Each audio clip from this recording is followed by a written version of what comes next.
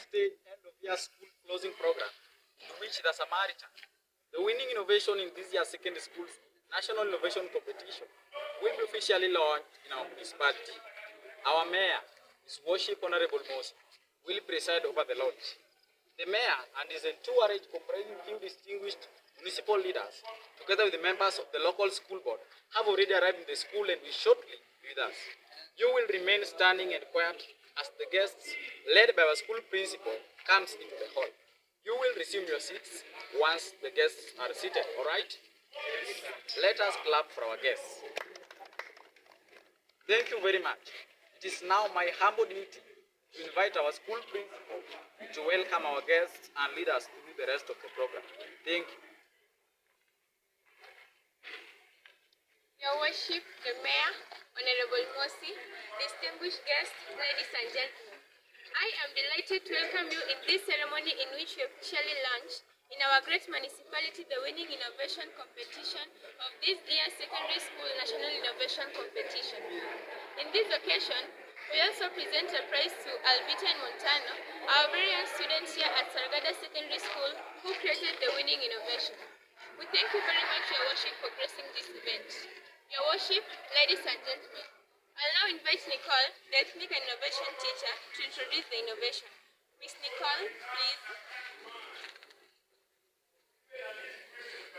Distinguished guests, ladies and gentlemen, I am most humbled to introduce to you an innovation that has captured the imagination of our municipality. I couldn't think of a better way of introducing the innovation than through a short skit that Alvita, Montano, and I will stage in front of you. Thank you.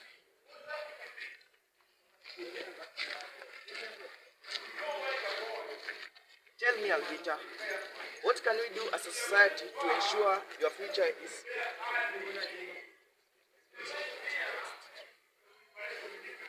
Right now, it seems extremely bleak. I shudder to think about it. How do you know my future is extremely bleak? Well, yesterday I was seated under the tree behind the classroom, thinking. And then? I traveled into the future, about 50 years from now. And guess what? I saw you working at a corner in a city as a cobbler.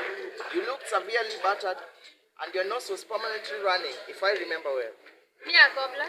Was it a nightmare that you had or hallucination? No, it is called traveling into the future. You close your eyes and try to figure out how your future will look like, even past and current trends. You can also travel into the past. One time I traveled into the past until I was back in my mother's womb, and I sat there, mesmerized. It was very dark in there. Oh, what a strange thing to do, but a cobbler. You are actually fortunate to have a source of income as a cobbler. Millions of young people were loitering aimlessly without any gainful employment. All of them were poor, hungry, and angry.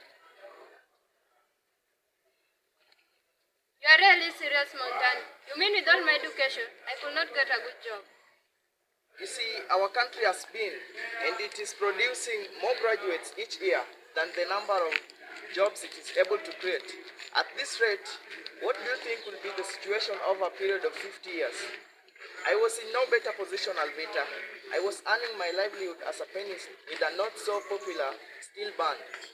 But joblessness was not even my main concern. What was your main concern?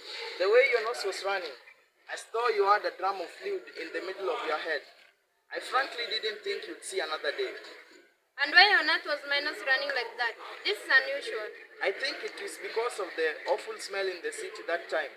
All cities had a bad stench because cleaning water was very scarce. Why? Was there no water?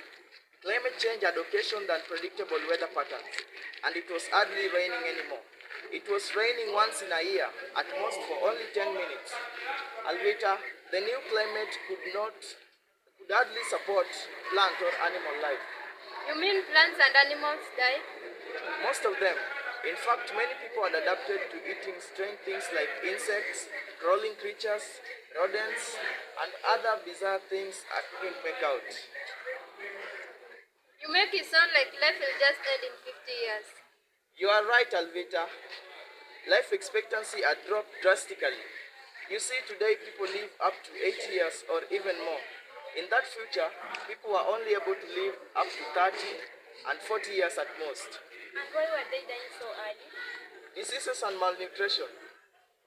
People could not not afford medicine and good food. Crime was also too high, with people being slaughtered like chicken. Like chicken, you say. What with all these criminal gangs in our municipality? In any case, and as you know, law enforcers and judges could only serve those who twist their pants. So the rest of the people had no avenue for protection and justice. They had to figure out their private arrangement for security and justice, if you get what I mean. And that made people take law into their own hands. That's pretty much the situation today. It had only aggravated over a period of 50 years. I will tell you, my dear Montana, lack of knowledge is darker than night. I traveled into the future and I saw an entirely different world.